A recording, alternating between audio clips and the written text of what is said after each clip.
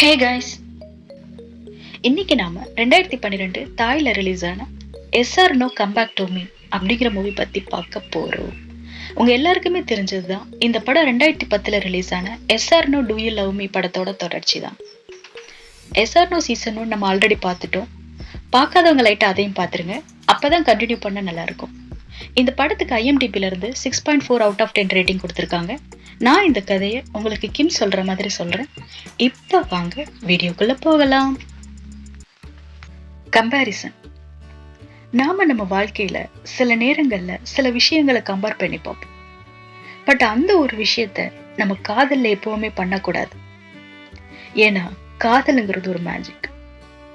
அது ஏன், எதுக்கு, எப்படி அப்படின்னு ஆராயாத வரைக்கும் தான் அதுக்கும் அழகு. என்னோட காதலை பத்தி சொல்லணும்னா எங்க ஆரம்பிச்சது அப்படிங்கிறது எல்லாருக்குமே தெரியும். இருந்தாலும் நானும் லைட்டா ஒரு முறை சொல்லிடுறேன். பாய் என்னோட அழகு ராட்சசி.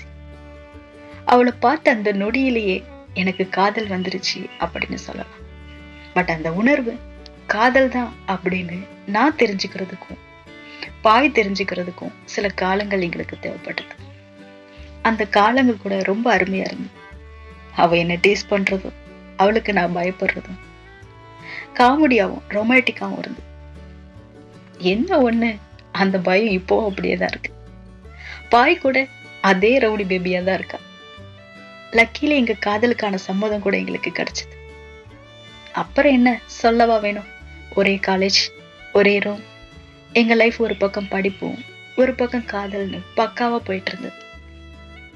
அப்பதான் ஒரு நாள் நாங்க எங்களோட ஆனிவர்சரி செலிப்ரேட் பண்ணோம். அன்னைக்கு நான் அவளுக்காக சர்ப்ரைஸா கொடுக்கறதுக்காக ஒரு பெண்டன்ட் ரெடி பண்ணேன். அந்த பெண்டன்ட்டை நாங்க எங்க காதல் சின்னமா நினைக்கிற வண்ணத்து பூச்சி மாதிரி நான் பண்ணேன். அதுல அவளுக்கு ஒரு நோட்டும் நான் வச்சிருந்தேன். பாய்க்கு அது ரொம்பவே பிடிச்சிருந்தது.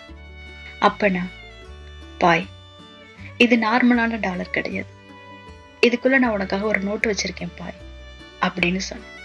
நான் சொன்னதும் அது வேகமா எடுக்க பார்த்தா.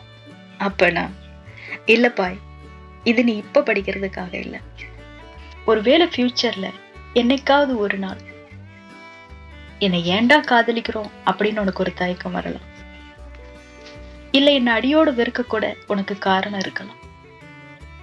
அப்படி ஒரு நாள் வந்ததுன்னா அந்த நாள் நீ இதை படிக்கணும்னு நான் நினைக்கிறேன் பாய். மேபி இதை பார்த்தாவது உன்னோட மனசு மாறும் நான் நம்புறேன் பாய். ஐ லவ் யூ பாய் அப்படின்னு சொன்ன. அதுக்கு பாய், நல்ல நாள் அதுவுமா உனக்கு நல்ல வார்த்தையா வராதாடி அப்படின்னு என்ன திட்டுனா. அப்புறம், கிம், நான் சொல்றத நல்லா ஞாபகம் வச்சுக்கோ, அப்படி ஒரு நாள் எப்பவுமே வராது, அந்த நோட்டை நான் படிக்க வேண்டிய அவசியமும் வராது அப்படின்னு சொன்னான். அப்புறம் நான் அதை அவளுக்கு போட்டு விட்டேன். பாய் அந்த செயினை எப்பவுமே நான் கலட்டி பார்த்ததே இல்லை. அதை அவ எப்பவுமே அவ கூடயே பத்திரமா வச்சிட்டு இருந்தா. என்னடா இவளுக்கு சண்டையை போட மாட்டாளுகளா, எப்பவும் சூப்பரா தான் இருக்குமா அப்படின்னு நினைக்க வேண்டாம். ஊழல் இல்லாத காதல் கிடையாதுல்ல. நாங்களும் நிறைய ஃபைட் பண்ணிருக்கோம். சண்டை கொஞ்சம் சின்னதா இருந்தா நான் அவளுக்காக கேக் பண்ணி கொடுத்து அதை சரி பண்ணு. அதே கொஞ்சம் பெருசா இருந்தா பாய் அவ அம்மா வீட்டுக்கு போயிடுவோம். பட் பாய் அவளோட கோபம் குறைஞ்சதும் வந்து என்ன 4 சாத்து சாத்திட்டு அமைதியாயிருவா. சோ இப்படியே எங்க காதலோடயே எங்க காலேஜ் லைஃபையும் நாங்க முடிச்சோம். பட் அப்புறம்தான் உண்மையான பிரச்சனையா ஆரம்பிச்சது. நாங்க 2 பேருமே ஒரே காலேஜா இருந்தாலும் எங்க 2 பேரோட மெயின் சப்ஜெக்ட் வேற. நான் அக்ரி படிச்சேன், விவசாயம் சம்பந்தமானது. பாய் அவளுக்கு பிடிச்ச ஃபிஷரி படிச்சேன், மீன்வள சம்பந்தமானது. சோ எங்க 2 பேருக்கும் ஒரே இடத்துல இன்டர்ன்ஷிப் கிடைக்கிறது ரொம்பவே கஷ்டமா இருந்தது. உண்மையை சொல்லணும்னா எனக்கு நேன்ல போய் இன்டர்ன் பண்ணணும் அப்படிங்கறதான் விருப்பம். அது ஒரு மலைப்பாங்கான இடம், அங்க ஃபிஷரிக்கெல்லாம் வாய்ப்பே இல்லை. பட் பாய்க்கு நான் அவ கூட பண்ணணும் அப்படிங்கறது ஆசை. அதனால அவளுக்கு வந்த ஆஃபர் எல்லாத்தையுமே எனக்காக ரிஜெக்ட் பண்ணிட்டே இருந்தேன். எனக்கும் பாய்கிட்ட இதை பத்தி பேசணும், அவளுக்கு சொல்லணும் அப்படின்னு தோணும். பட் பயமா இருக்கும், அவளுக்கு எப்படி சொல்லி புரிய வைக்கிறதுன்னு தயக்கமாவும் இருக்கும். சரி, எப்படி சொல்லிதானே ஆகணும். அது மட்டும் இல்லாம அது எங்களோட ஃபியூச்சர் சம்பந்தப்பட்டது. ஸோ அவகிட்ட சொல்லிடலாம்னு, எதுக்கு சேஃப்டிக்கு இருக்கட்டுமேனு ஒரு சாக்லேட் கேக்கும் ரெடி பண்ணிட்டு இருந்தேன். அப்ப கரெக்டா பாயும் உள்ள வந்தா. அவ கேக்க பார்த்ததும் சந்தோஷத்துல என்ன ஹக் பண்ண.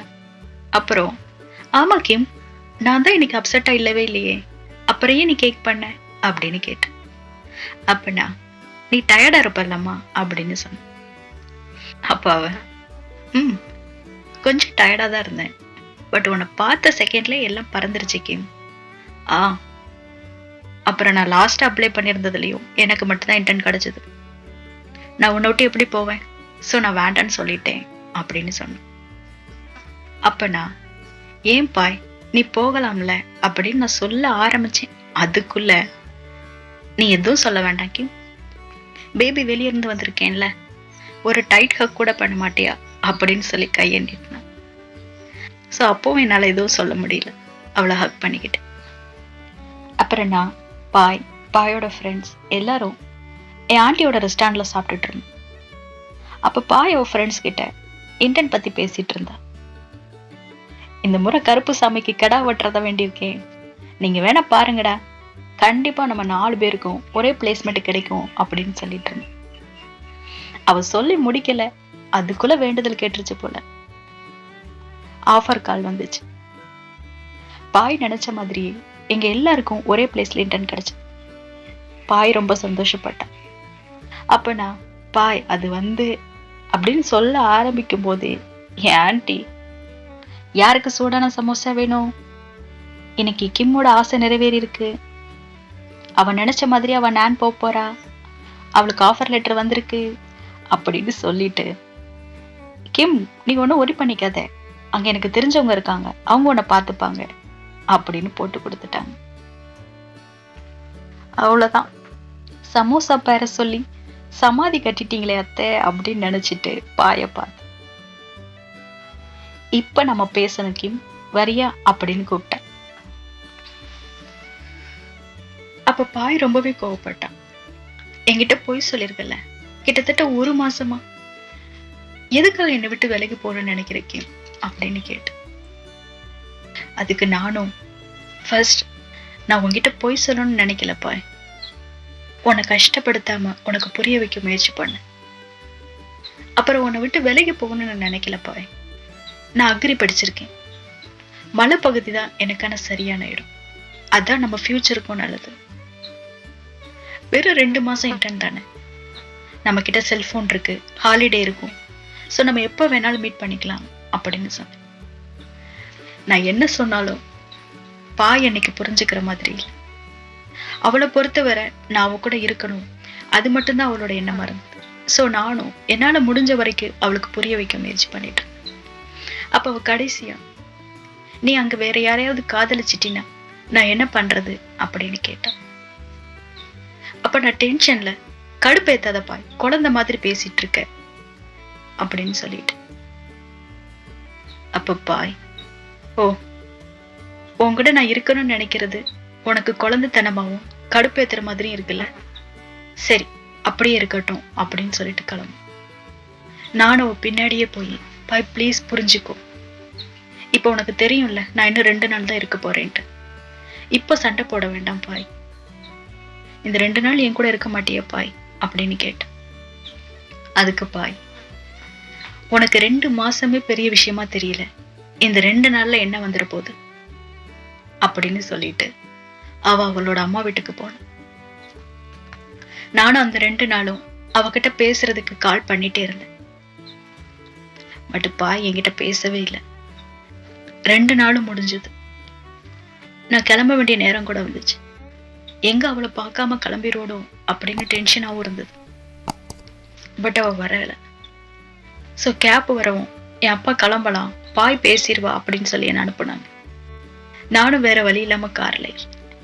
பட் லக்கிலி லாஸ்ட் மினிட்ல பாய் என்னை பார்க்க ஓடி வந்தா. அவளை பார்த்ததும் காரை வேகமா நிப்பாட்டி கார்ல இருந்து இறங்கி ஓடி போய் அவன் முன்னாடி நின்று, அப்போ பாய், மைக்ரேன் பில்ஸ் எடுத்துக்கிட்டியா, ஸ்வெட்டர் எடுத்து வச்சிருக்கியா, பெட்ஷீட் எடுத்து வச்சிருக்கியா, எல்லாத்தையும் மறக்காம எடுத்து வச்சிருக்கியா அப்படின்னு அக்கறையா என்கிட்ட கேட்டு. நானும் அவ கேட்ட எல்லாத்துக்கும் மண்டைய ஆட்டிட்டு இருந்தேன்.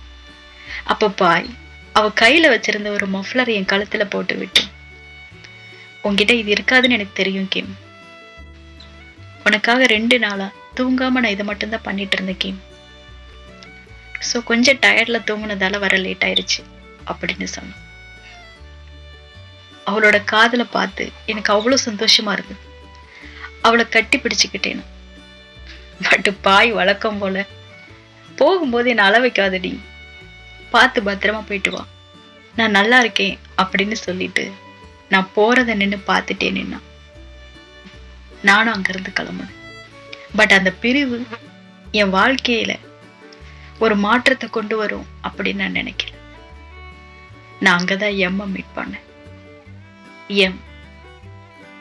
அவளும் என்ன மாதிரியான ஒரு இன்டர்ன் அங்க.